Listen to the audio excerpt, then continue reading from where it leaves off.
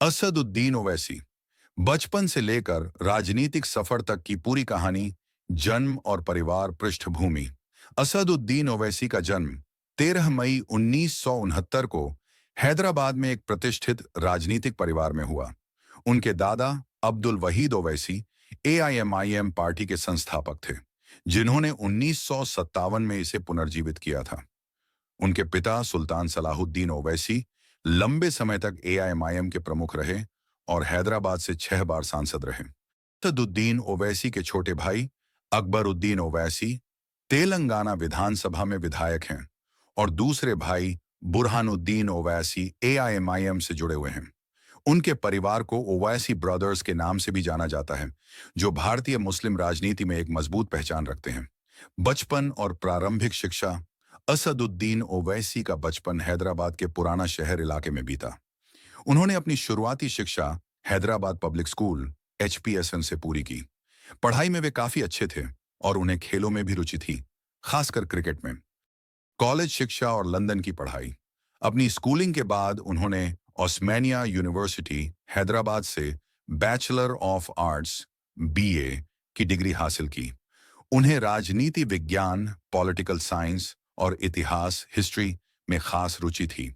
अपने पिता की इच्छा के अनुसार वे आगे की पढ़ाई के लिए लंदन चले गए, जहां उन्होंने लिंकन इनसे कानून की डिग्री हासिल की। ये वही संस्थान है जहां से भारत के पहले प्रधानमंत्री पंडित जवाहरलाल नेहरू ने भी लॉ की पढ़ाई की थी। वहां उन्होंने अंतर्राष्ट्रीय कानून, संवैधानिक कानून और मानवाधिकार से संबंधित विषयों में विशेष ज्ञान प्राप्त किया। राजनीतिक सफर की शुरुआत। लंदन से लौटने के बाद असदुद्दीन ओवैसी ने अपने पिता के नक्शे कदम पर चलते हुए राजनीति में कदम रखा।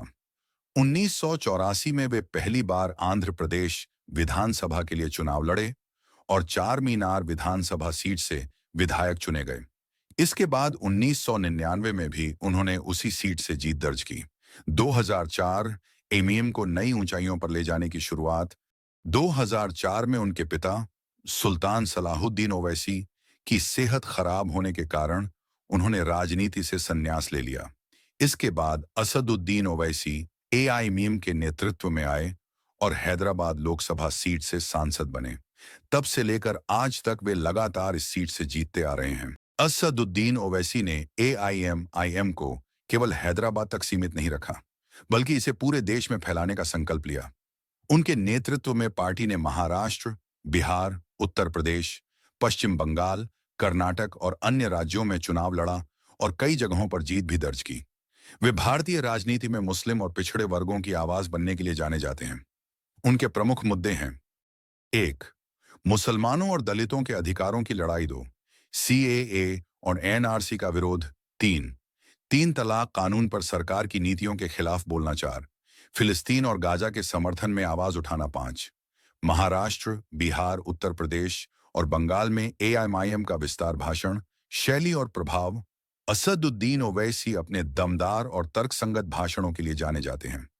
वे अपने विरोधियों, खासकर बीजेपी, आरएसएस, कांग्रेस और आरजेडी पर खुलकर हमला बोलते हैं और उनकी मुस्लिम विरोधी नीतियों को उजागर करते हैं। ओवैसी एक करिश्माई नेता हैं, जिन्होंने एमईएम को एक क्षेत्रीय पार्टी से राष्ट्रीय स्तर पर पहचान दिलाई। उनका राजनीतिक सफर यह दर्शाता है कि अगर किसी के पास मजबूत नेतृत्व क्षमता और जनसमर्थन हो, तो वह बड़े बदलाव ला सकता है। उनकी सोच और कार्यशैली ने भारतीय राजनीति में एआईएमआईएम को एक महत्वपूर्ण ताकत बना दिया है।